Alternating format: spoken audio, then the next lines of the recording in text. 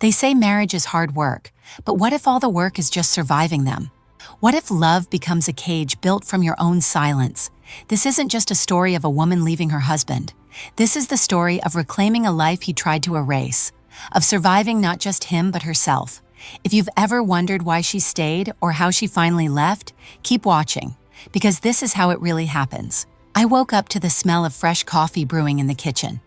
The sun streamed through the gauzy white curtains, casting soft, dappled light over the polished floorboards. Everything looked perfect. It always did. I lay there for a moment, staring at the ceiling, listening to the muted sounds of our house coming alive. Victor's footsteps, the quiet hum of the dishwasher he'd loaded before bed. He liked order, clean lines, predictability. I used to think that was comforting. When I finally rose, I slipped my feet into the pale blue slippers he'd bought me for our anniversary. "Practical," he'd said when I'd opened them. "You're always complaining about cold floors." He had smiled then, and I had smiled back, ignoring the mild disappointment curling in my stomach. I'd wanted something frivolous, silly, pretty. But Victor didn't do frivolous. I tied my robe and padded down the hallway, glancing at the framed photos lining the wall. Our wedding photo at the center, my beaming face turned up to him, his hand firm around my waist. I remember how tightly he held me that day, how he'd whispered, "You're mine now," in my ear while the guests clapped. In the kitchen, he was pouring coffee into my favorite mug, the white one with the blue rim. He handed it to me without looking up from his phone. "Morning," he said, his voice pleasant but distracted. "Morning." I took the mug and sipped, savoring the bitterness. We stood there in silence for a few seconds. His eyes scanned whatever email he was reading. I watched him, dark hair perfectly combed, ironed shirt, everything about him crisp, controlled. Finally, he put the phone down and smiled, but it didn't reach his eyes. He brushed a strand of hair behind my ear and kissed my cheek. "Big day today?" he asked. I nodded.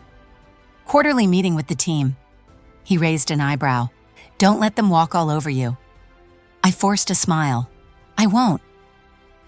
He squeezed my shoulder just a shade too hard and turned away to grab his keys.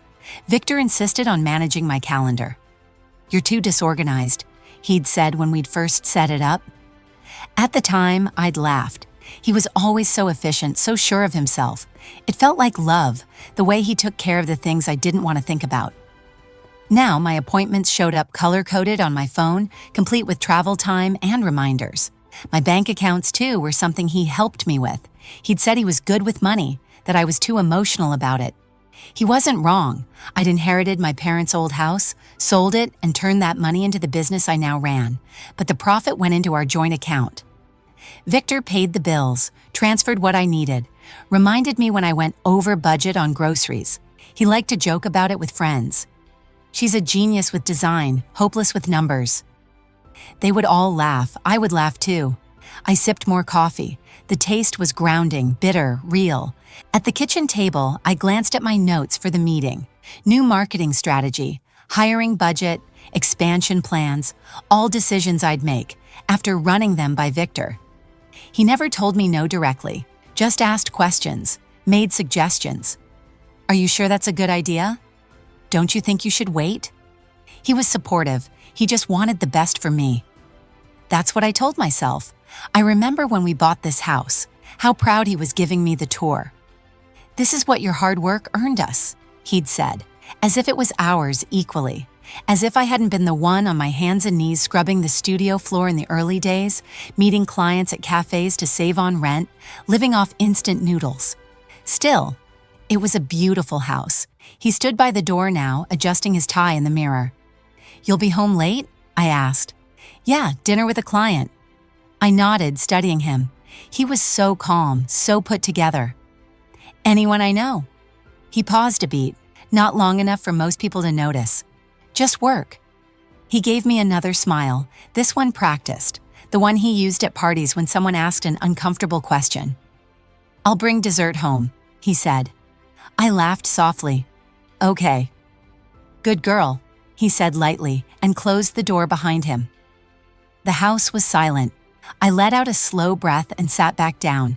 The quiet pressed in on me. It wasn't that he yelled or hit or threatened.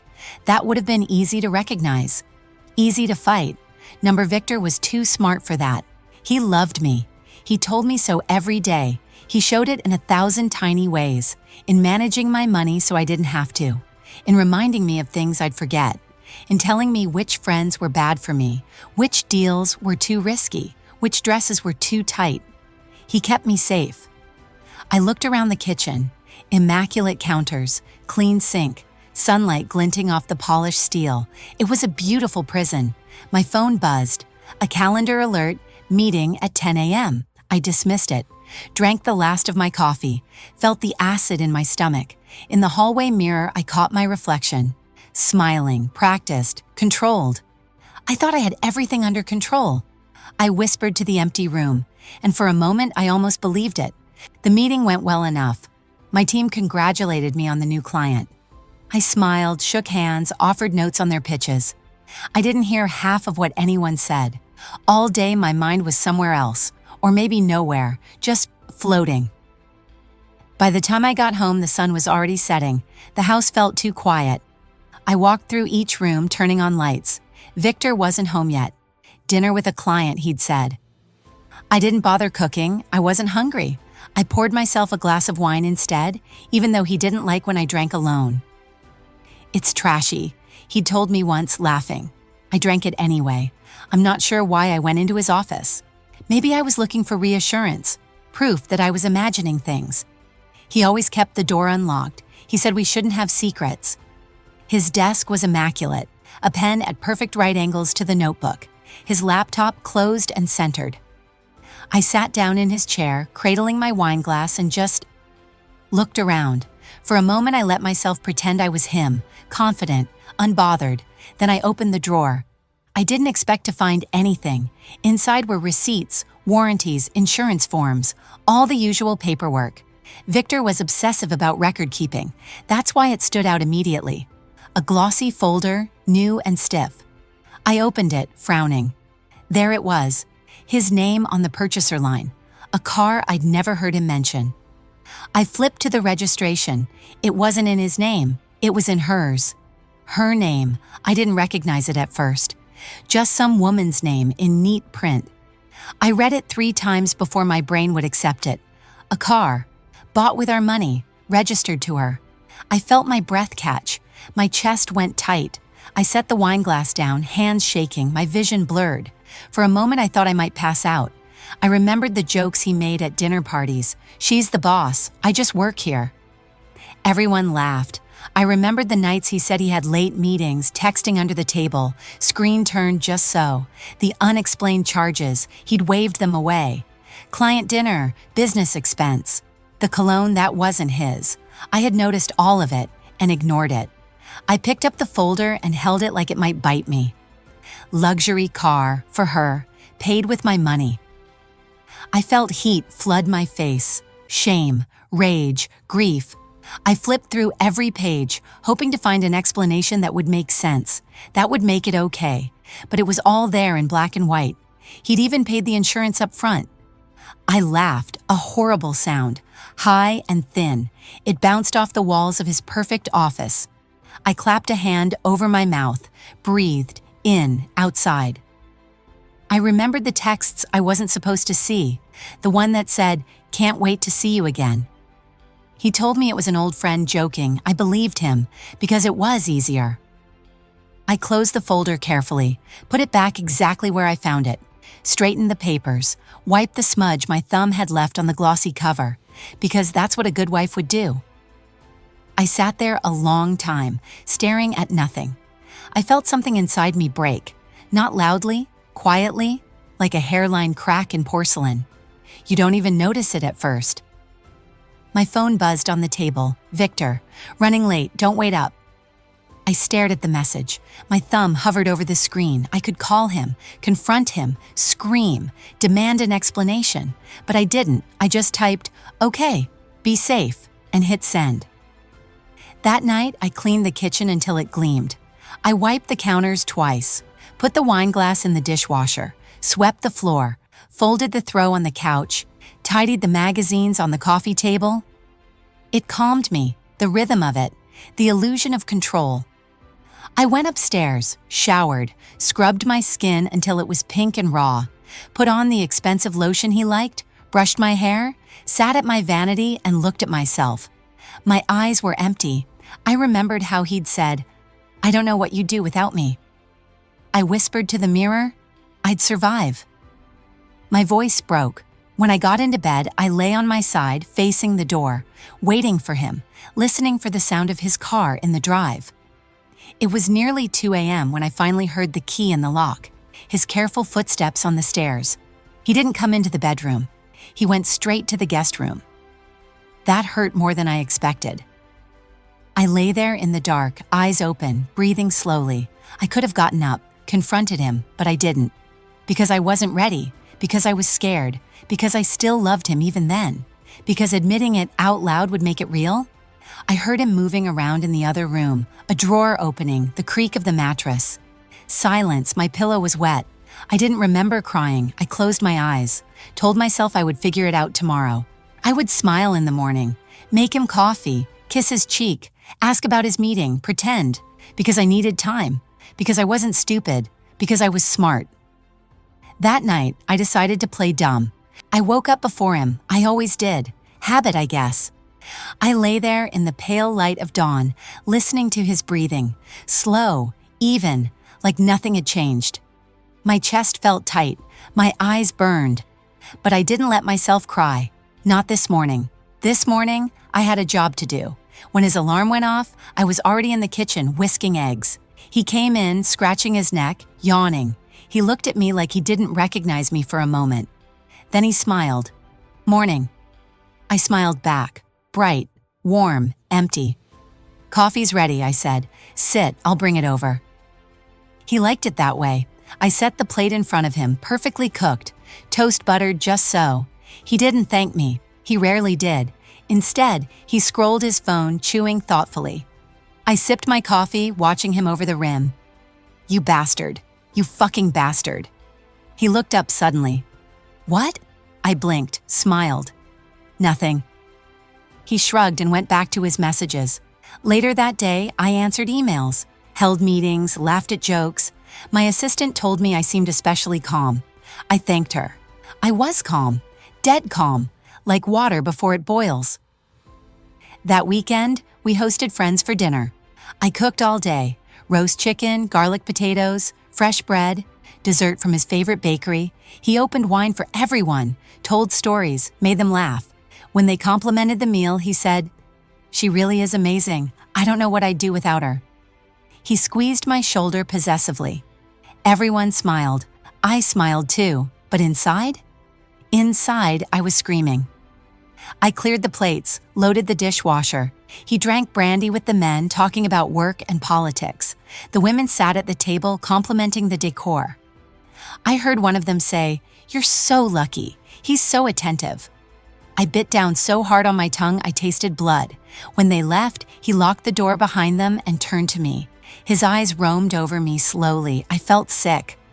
"Good night," I said softly, starting toward the stairs. He caught my wrist.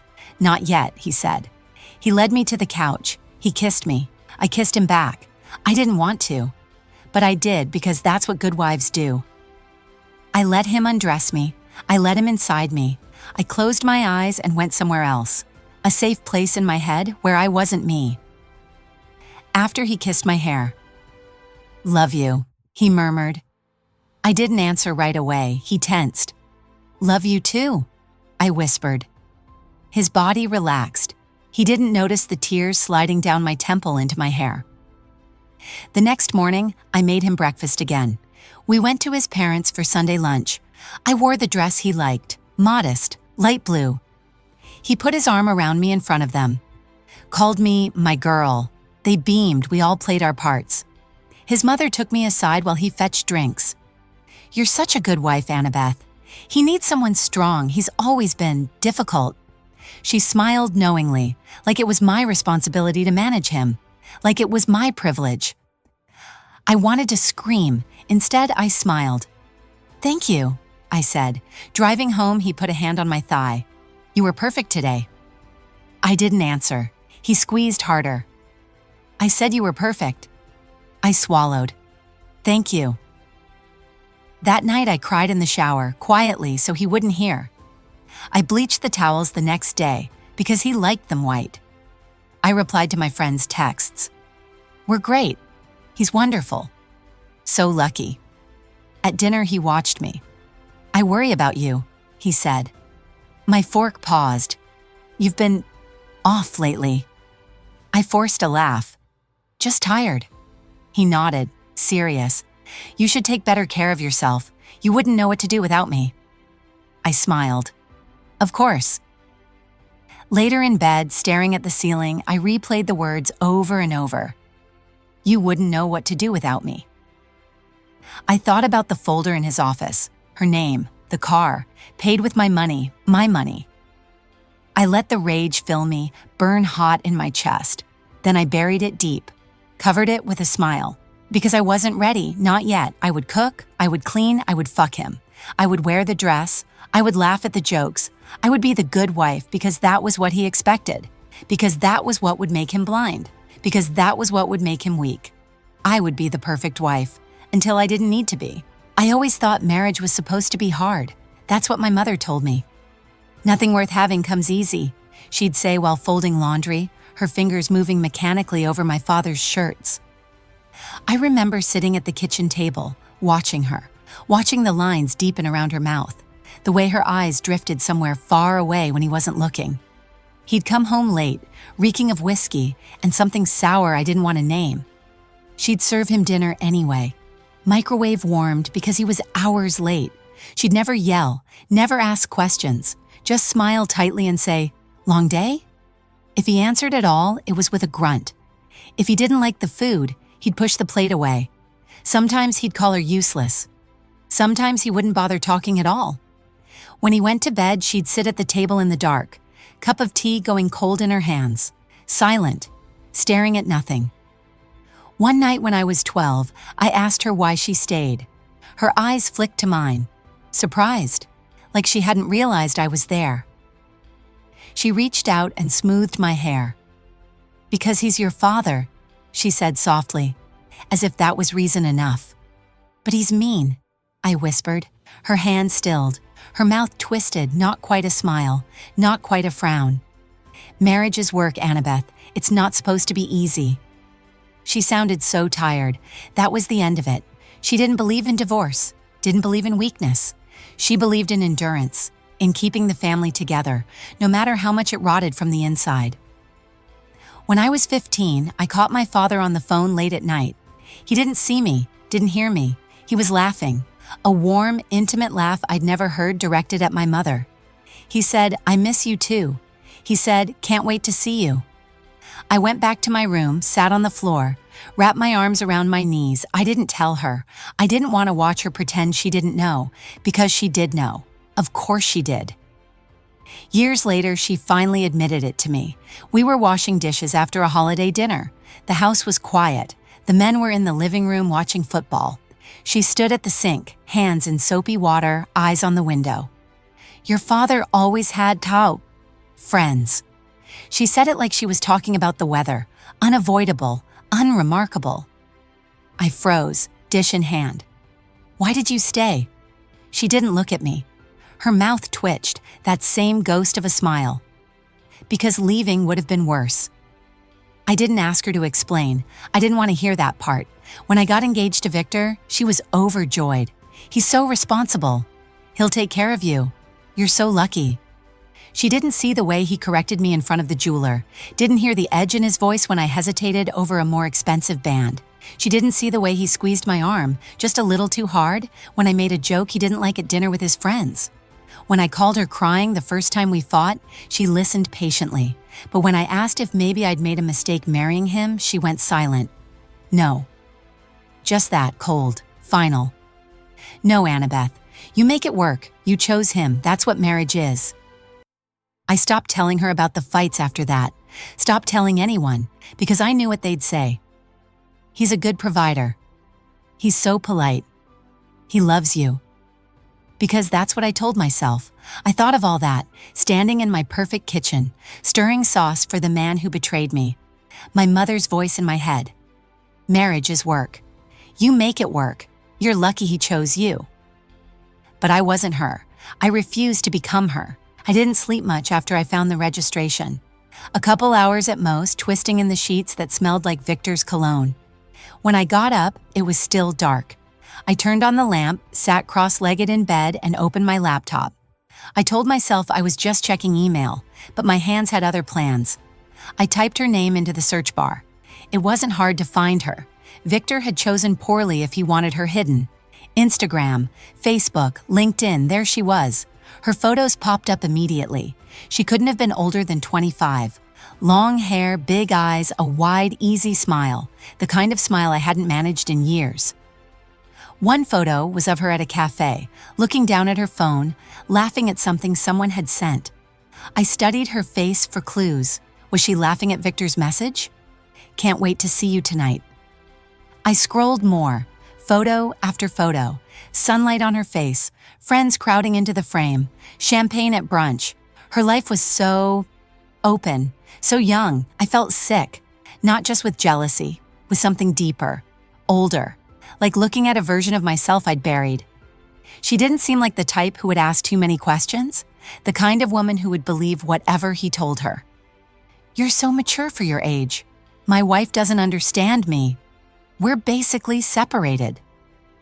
I could hear him saying it, so smooth, so convincing, and she'd believe him, of course she would. Another photo. Her in a dress that probably cost more than my entire grocery run. She was leaning against a gleaming black car. My car. Well, technically her car, now paid with my money. I zoomed in on the photo. I imagined her fingers on the steering wheel, her hair blowing in the wind as she sped down the highway.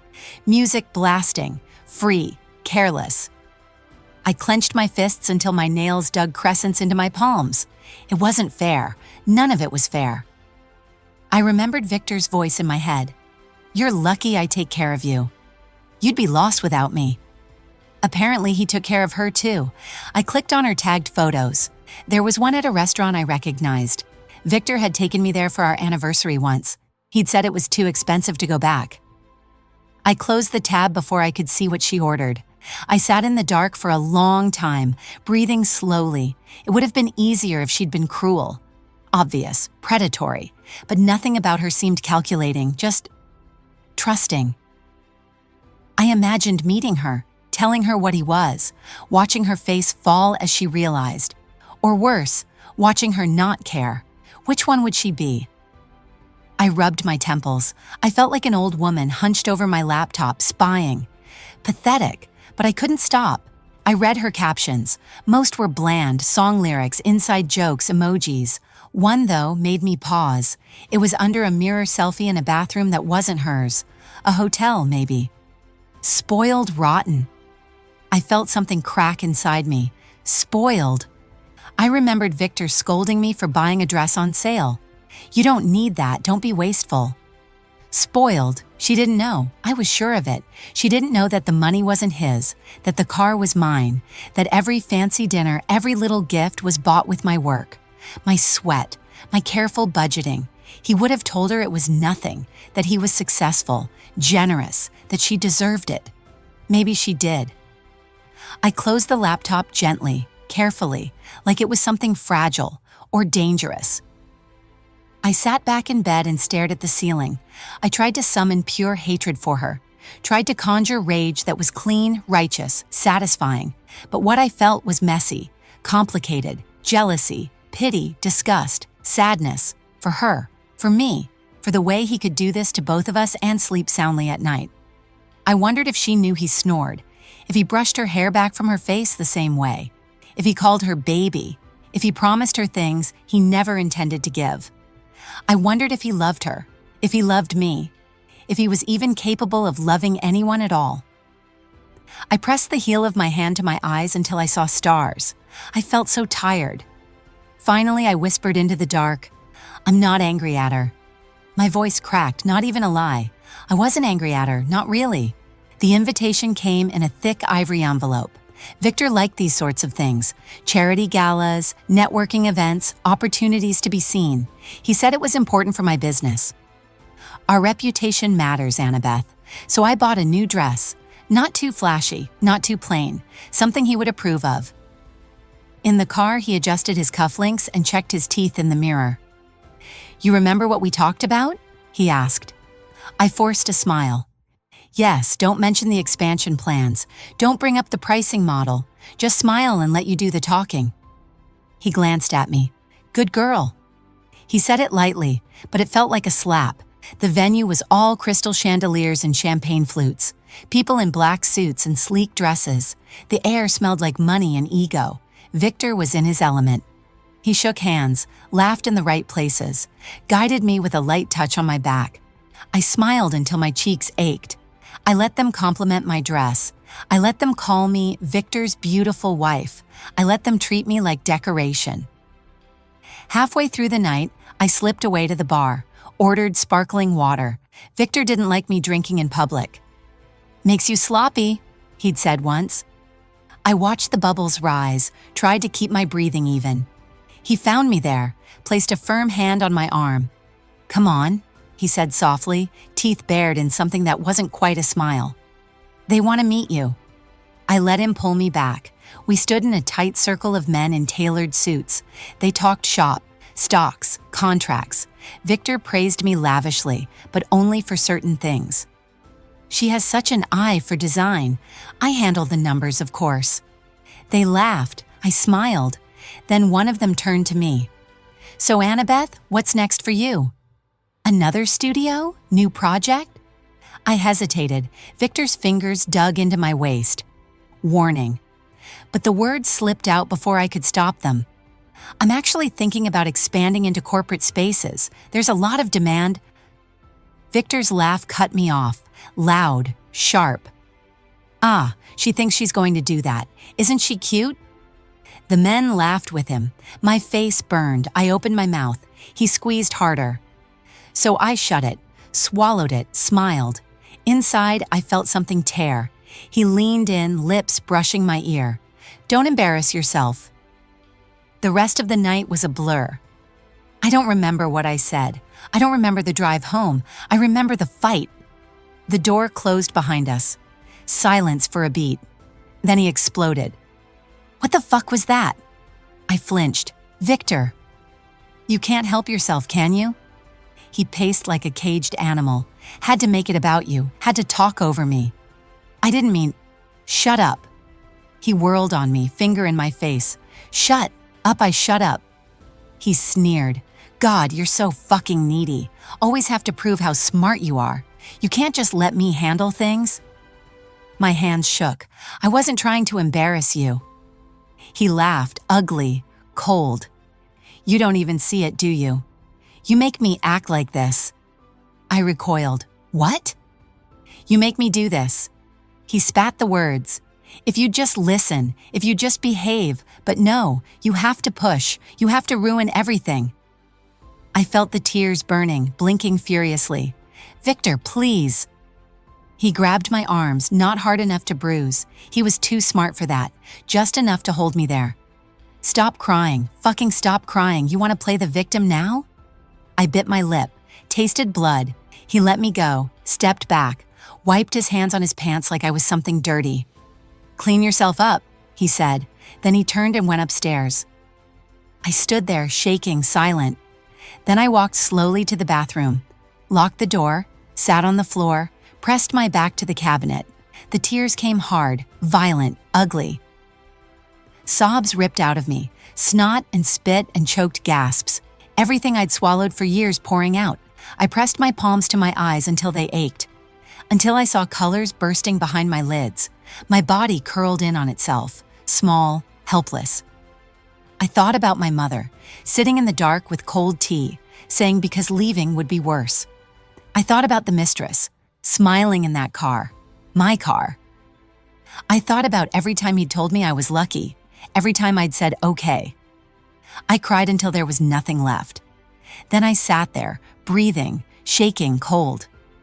Eventually I stood up, splashed water on my face, stared at my reflection. My eyes were red, my skin blotchy, but my gaze was clear, hard.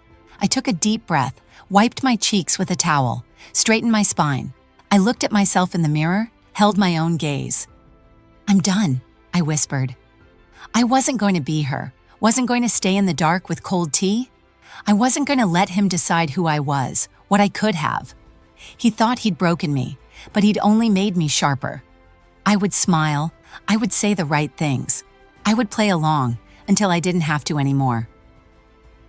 I stopped crying, I started planning. After that night in the bathroom, something shifted in me. Not a crack this time, a break, clean, deliberate. I didn't tell him, of course not. I let him think he'd won. I made his coffee every morning, smiled at his jokes, laughed at the ones about me. She's a bit emotional, but she means well. She'd be lost without me. I let him hold me at night, let him kiss me, let him fuck me. Closed my eyes and went somewhere else, because I had work to do. I started by collecting evidence. He wasn't careful anymore. He didn't need to be. He thought I was broken, safe, predictable. I bought a cheap little voice recorder, paid cash, kept it in my purse, turned it on during his rants. "You're worthless. You make me act like this. No one else would want you." I labeled the files on my laptop with bland names: groceries, recipes. I took photos of the car registration, the insurance papers, the bank statements he forgot to shred. I saved everything in the cloud, encrypted, password only I knew. At night, after he fell asleep, I lay beside him and planned. I researched divorce lawyers, not the ones he recommended to friends, ones he didn't know, ones who specialized in difficult cases. I called one during lunch breaks, spoke in low tones in my car, explained everything, the money, the control, the mistress. She didn't gasp, didn't sound surprised. Just asked questions, calm, efficient. "Do you have proof?" "Yes." "Do you have somewhere you can go if he reacts badly?" Silence. "I'll figure it out."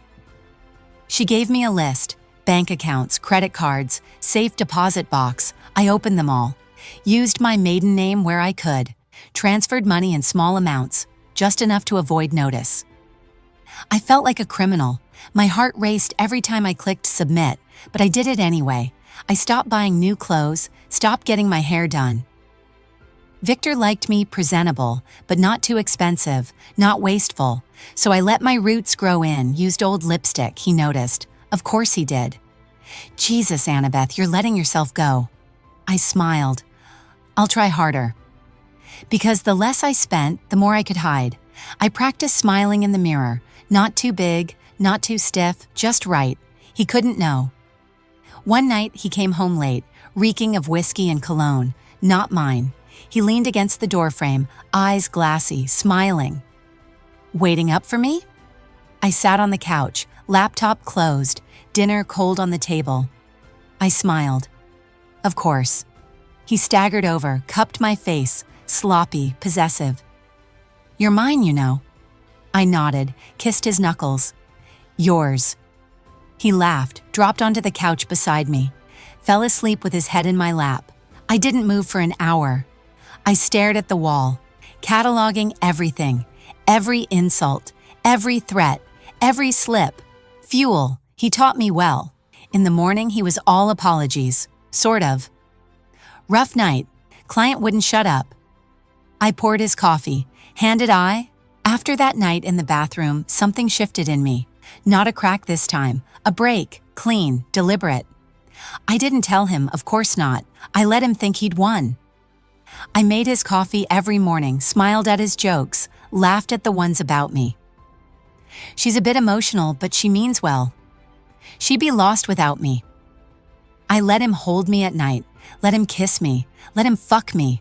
Closed my eyes and went somewhere else, because I had work to do. I started by collecting evidence. He wasn't careful anymore. He didn't need to be. He thought I was broken, safe, predictable. I bought a cheap little voice recorder, paid cash, kept it in my purse, turned it on during his rants. "You're worthless. You make me act like this. No one else would want you." I labeled the files on my laptop with bland names: groceries, recipes. I took photos of the car registration, the insurance papers, the bank statements he forgot to shred. I saved everything in the cloud, encrypted, Password only I knew. At night, after he fell asleep, I lay beside him and planned. I researched divorce lawyers, not the ones he recommended to friends, ones he didn't know, ones who specialized in difficult cases. I called one during lunch breaks, spoke in low tones in my car, explained everything, the money, the control, the mistress. She didn't gasp, didn't sound surprised, just asked questions, calm, efficient. Do you have proof? Yes. Do you have somewhere you can go if he reacts badly? Silence. I'll figure it out. She gave me a list. Bank accounts, credit cards, safe deposit box. I opened them all. Used my maiden name where I could. Transferred money in small amounts, just enough to avoid notice. I felt like a criminal. My heart raced every time I clicked submit, but I did it anyway. I stopped buying new clothes, stopped getting my hair done. Victor liked me presentable, but not too expensive, not wasteful, so I let my roots grow in. Used old lipstick. He noticed. Of course he did. Jesus, Annabeth, you're letting yourself go. I smiled. I'll try harder. Because the less I spent, the more I could hide. I practiced smiling in the mirror, not too big, not too stiff, just right. He couldn't know. One night he came home late, reeking of whiskey and cologne, not mine. He leaned against the door frame, eyes glassy, smiling. Waiting up for me? I sat on the couch, laptop closed, dinner cold on the table. I smiled. Of course. He staggered over, cupped my face, sloppy, possessive. You're mine, you know. I nodded, kissed his knuckles. Yours. He laughed, dropped onto the couch beside me, fell asleep with his head in my lap. I didn't move for an hour. I stared at the wall, cataloging everything, every insult, every threat, every slip, fuel. He taught me well. In the morning, he was all apologies, sort of. Rough night, client wouldn't shut up. I poured his coffee, handed it over. He frowned at me. You okay? I smiled. Of course. He studied me, searching, but I was perfect, smooth, untouchable. He kissed my cheek. Good girl. I kissed him back. I went to the bank later that day, deposited another check, opened another account. I signed the forms carefully, smiling at the teller, steady hand, clear voice. Because I was done being afraid. I was patient, methodical. He didn't suspect a thing. He liked to think I was too emotional, too stupid to manage money, too soft to fight. He taught me how to play small, how to smile when I wanted to scream, how to survive him. I sat at my vanity at night, brushing my hair, watched my own eyes in the mirror. Cold, calm, certain. I wasn't the woman who cried in the bathroom anymore. I was the woman who would win. I set the brush down, smoothed my hair back, practiced the perfect empty smile. Victor taught me well. After weeks of preparation, I decided it was time to test him. Not in big ways, not yet, just enough to see, to learn. It started with dinner. He liked everything on time, piping hot. He liked to walk in, hang up his coat, and sit immediately, king at his table. One evening, I let the roast rest too long, purposely. He walked in, sniffed the air, smiled. Smells good. I waited. Dinner's in 10 minutes, I said lightly. His smile faltered. 10 minutes? I shrugged. Needs to rest. He watched me. Long, careful. Then he sat down, didn't say another word, but his fork scraped the plate harder than usual. Later in bed, he didn't kiss me goodnight. Progress. Next time, I said no. Not to something big, something small. Can you get me another beer? I looked up from my book. Get it yourself, babe. I'm comfy. Silence. I kept reading. He stared. His mouth twitched, like he was chewing glass. Then he got up, opened the fridge, popped the cap, sat back down, didn't speak to me for an hour. Progress. He started noticing little things. You've been quiet lately. I'm tired. You're acting weird. I tilted my head. Am I? He watched me carefully. He tried to corner me in the kitchen one night. Voice low, dangerous. Is there something you want to tell me? I blinked, faked confusion. What? He advanced a step. You're different. I let my bottom lip tremble, just a little. Victor, what? You've been so busy lately. I just miss you. His face softened instantly. He let out a breath, ran a hand through his hair. Jesus, Annabeth. He pulled me in, held me. I'm sorry, he murmured. I closed my eyes, held on, smiling against his shirt. I started asking questions I knew would make him lie. Who are you meeting so late? He frowned. Client dinner. Oh, which client? He blinked, named one, too quickly. I smiled. Tell me about them. He shifted, changed the subject. I let him, but I watched, memorized. I made him doubt himself. When he forgot to call one day, he came home scowling. You didn't remind me about my appointment. I blinked. Victor, I texted you, check your phone. He checked. Of course there was no text, but I looked so sure, so hurt. He hesitated. I could have sworn. I shook my head. I don't know why you're so angry. I'm trying so hard, Victor. He exhaled, scrubbed a hand over his face. Forget it. He was slipping, paranoid. One night over dinner. You'd tell me if there was someone else, right? I almost choked laughing. Someone else? Victor, look at me. He did, narrow-eyed, searching. I reached across the table, held his hand. Don't be silly, I whispered. He relaxed. I kept him off balance, hot, cold, attentive, withdrawn. Sometimes I asked about his day like I actually cared, leaned in, listened. Sometimes I barely answered. He didn't know which version of me he'd get. It rattled him. Once he slammed a cabinet so hard it cracked. I didn't flinch, just tilted my head. Feel better? He glared, breathing hard, but he didn't touch me, didn't yell. He was trying to keep control. Trying so hard.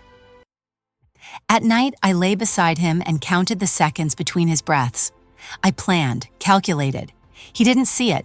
He thought he was still in charge, still the puppet master. But I was the one pulling strings now. I learned every weakness, every tell, every lie. I made myself indispensable, unthreatening, sweet, docile, a perfect wife. I was sharpening my knives behind my back, smiling as I did it. He suspected, a little, but not enough. I planned the meeting for weeks, not because it was hard to find her. She practically lived online. It was picking the right moment that mattered. I didn't want Victor to know, didn't want her to warn him, didn't want it to look like revenge. I wanted her to listen. I messaged her from a new account, used my maiden name, polite, calm, hi. I think we should talk. I promise I'm not here to fight. She left me on read for hours. Then, about what? Him, that got her attention. We met at a quiet cafe on the edge of town. Mid-afternoon, sparse crowd, neutral territory. I got there early, sat facing the door, hands wrapped around a cooling cup of tea. She was 10 minutes late, walked in with sunglasses on, hair perfect, phone clutched tight in her hand. When she saw me, she paused. Her expression flickered, wary, defensive. But she came over. Saturday didn't take off the sunglasses. For a moment, neither of us spoke, just breathing, listening to the whir of the espresso machine. Finally, I said softly, "Thank you for coming." She shifted, crossed her legs, tossed her hair. "Well, say what you need to say." I studied her, young, polished, expensive coat, nails done in a pale neutral shade. I remembered wanting to be that, before Victor, before all of it. I took a breath. "I'm not here to attack you." She snorted. "Really? Because this feels like an ambush." I nodded slowly. "I get it. If I were you, I'd be defensive too. I would have been." Once she hesitated, but said nothing. I opened my purse, pulled out a single folded paper, set it on the table. She didn't touch it. "It's the registration," I said. "My name on the purchase, yours on the title." Her mouth tightened, still silent. I waited. Finally, she picked it up, glanced at it. Her fingers trembled. She swallowed. "So, he bought you the car," I said gently, "with my money." She flinched. I kept my voice even. "He told you he paid for it, didn't he? That he could afford it?" She didn't answer, but her face told me enough. "I'm not blaming you. I said quickly. Truly, I'm not. You didn't know. Her eyes were glassy now, angry, embarrassed. Stop, she whispered. I pressed on. I'm not here to make you feel bad. I'm here because you deserve to know the truth, because I'm done lying for him. She wiped under her glasses with shaking fingers. You think you're the victim? I blinked. Pardon? She ripped off the sunglasses. Her eyes were red. He told me you were cold, controlling, that you didn't want him anymore, that you treated him like shit. I closed my eyes, exhaled. Of course he did. I know, I said. Quiet? Calm? She faltered. Wait, you know? I nodded. That's what he does. He lies. He picks apart what you're most afraid of. Then he gives you something you want so you don't question it. Her lip trembled. She looked away. I believed him, she whispered. I did too, I said. She let out a wet, ugly laugh. God, I thought you were the bitch, the ice queen. He said you'd ruined him. I smiled sadly. I'm sure he did. Silence fell between us, heavy, painful. Finally, she looked at me, really looked, eyes searching mine. Why are you telling me this? I swallowed, because this was the part that mattered. Because I'm leaving him. She blinked. And I need you to understand he's going to run to you when I do. Her face crumpled. I kept going. He's going to tell you I'm crazy, vindictive, that I ruined his life, that he needs you. She shook her head, tears spilling now. He'll promise you everything, I said. Love, loyalty, honesty. Her voice cracked. I thought he already did. I reached across the table, slowly, carefully. I let my fingers rest over hers. I don't want him to do to you what he did to me. She started sobbing, shoulders shaking. No one looked at us. The cafe hummed on, oblivious. We sat like that a long time, hands together, breathing. Eventually, she wiped her eyes, sat up, face hard. What do you want from me? I held her gaze. Just the truth. When the time comes, don't lie for him. Don't cover for him. Don't let him twist it. She stared at me, wary, raw. Then she nodded, once, sharp. I let go of her hand, sat back, exhaled. We finished our drinks in silence. When we stood, she pulled her coat tighter, looked at me one last time. Her voice was hoarse. Okay, deal, I nodded, managed a small smile. We made a deal. It was time. I'd spent weeks collecting proof, saving receipts, recording his words, planning every detail. The lawyer told me, you don't have to do this so dramatically. But she didn't understand. I needed him to see it. I needed him to know exactly how it felt to be cornered, exposed. I waited for the perfect night, a small dinner party at our house. Just close friends, his colleagues, his sister, safe people. He liked to show me off at these, liked to play the doting husband, liked the praise. I cleaned all day, cooked, set the table with our best china. I wore the dress he picked out months ago, the one he said made me look respectable. I played my part flawlessly. He came home just before the guests, kissed my cheek, smiled at the smell of roasting meat. Good girl, I smiled back. The doorbell rang, everyone filed in, laughed, complimented the house, hugged me, shook his hand. Wine flowed, plates filled, conversation bubbled. Victor glowed in it. He bragged about work, about the renovation we planned, about our business. He called me the brains of the operation, but laughed as he said it, so everyone else would laugh too. I laughed, light, charming, controlled. Halfway through dessert, I stood up, cleared my throat. Actually, I said softly, I have something to share. Victor blinked, confused, then annoyed. His eyes flickered. Annabeth, he warned lightly, not now. I smiled. Now is perfect. Everyone quieted, forks set down, wine glasses paused midair. I reached into the sideboard, pulled out the folder, thick with papers. Victor paled. I laid it on the table, opened it carefully, like a priest opening scripture. Let's start with this, I said, held up the car registration. Silence. One of his friends shifted. His sister frowned. Victor's voice was low, cold. "Annabeth, enough." But I kept going. This car was bought with our money, registered in another woman's name. I let the words sink in, watched faces change. "Paid for with the profits from my business." He slammed his hand on the table. "Stop it." But I was done stopping. I set down printed emails, photos of the bank transfers, screenshots of the texts he'd sent her. I turned on the little speaker I'd hidden under the napkin, pressed play. His voice filled the room, sneering. "You're worthless. You make me act like this. No one else would want you." Gasps, horrified looks. I watched his sister cover her mouth.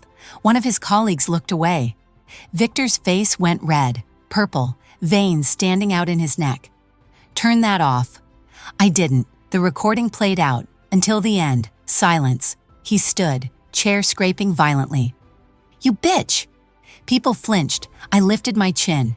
"Say it again," he snarled. "You fucking bitch!" Silence stretched, heavy. I turned to the others, calm, composed. "You all heard that, yes?"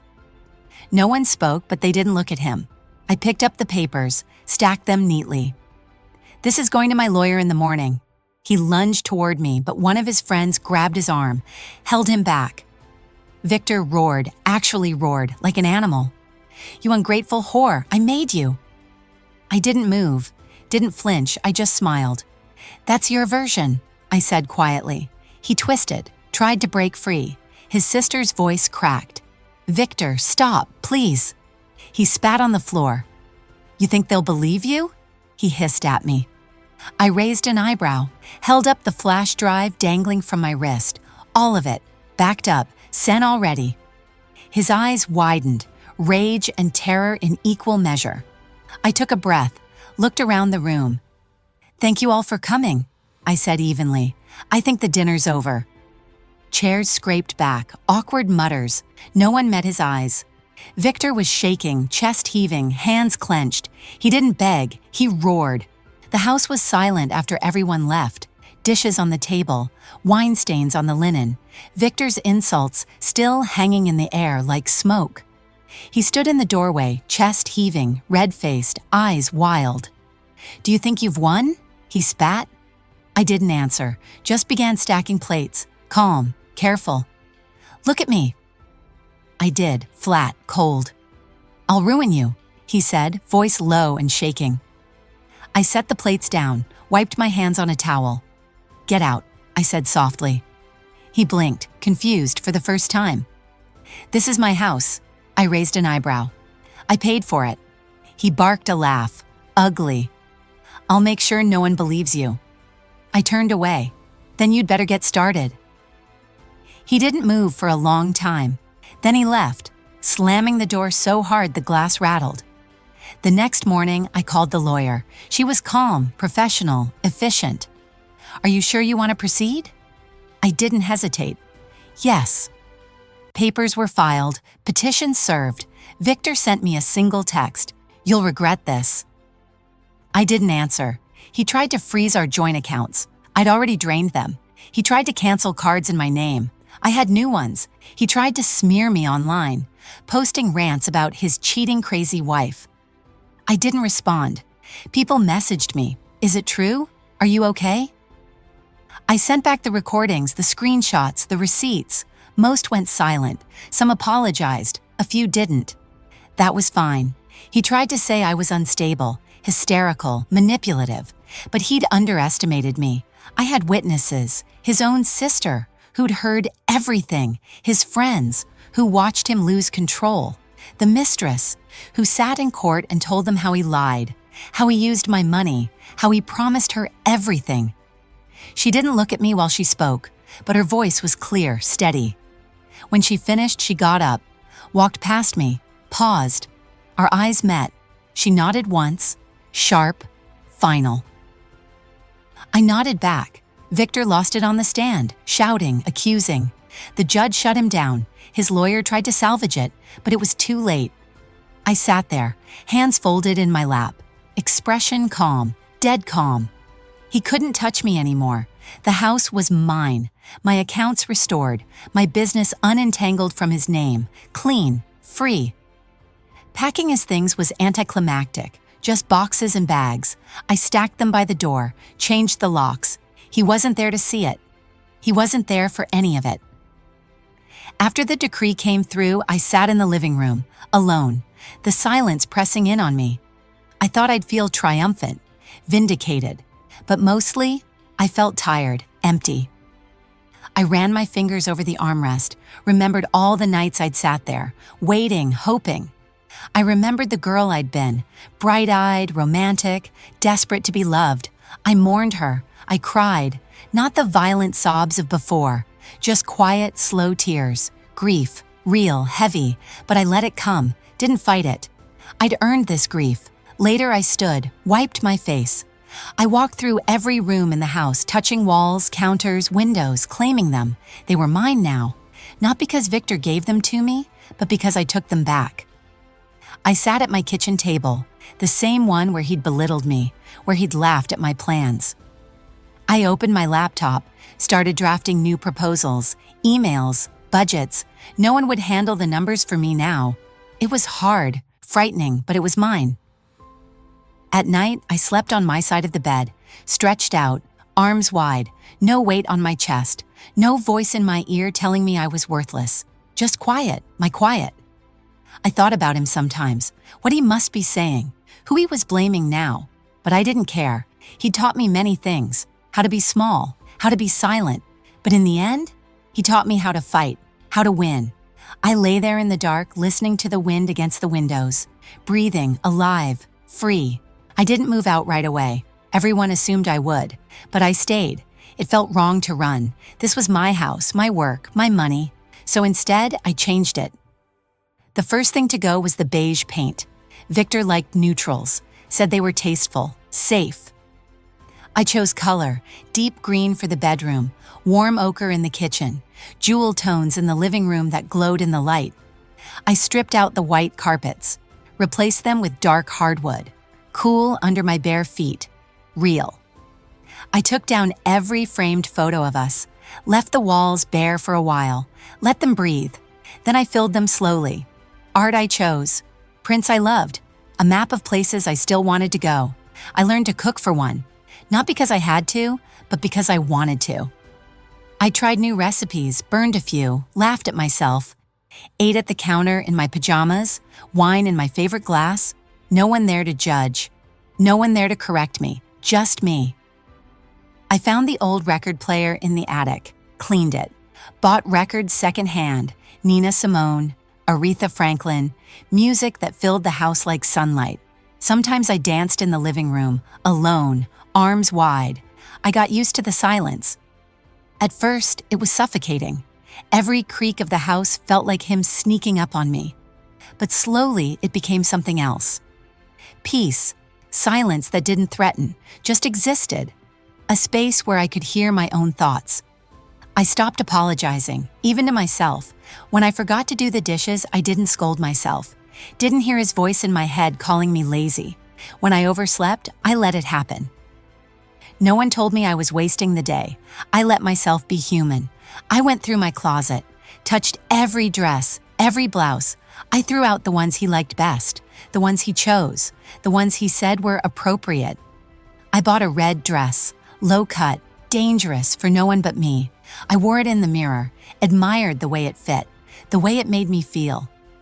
Sometimes the nightmares still came, his voice in the dark, his hand on my arm. I'd wake up gasping, heart hammering, but there was no one there, no one to hush me, no one to tell me I was overreacting, just me, breathing, alive. I visited my mother, sat across from her at the old kitchen table, the one where she'd folded my father's shirts. She looked older, smaller. She asked how I was. I told her the truth. "I'm okay," she nodded, her eyes wet. "I'm glad," she whispered. We didn't say more. We didn't need to. I saw her then for what she was, a woman who had survived the only way she knew how. I loved her, but I wouldn't be her.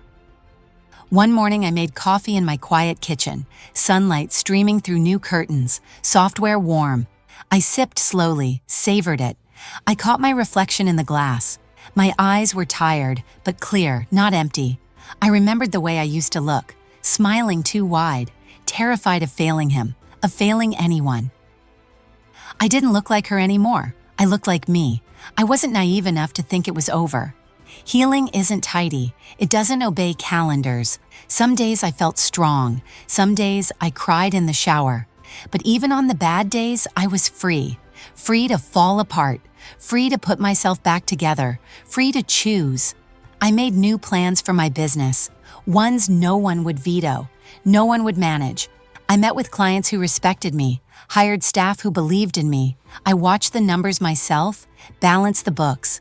I was messy at first, but I learned. It was mine, all of it.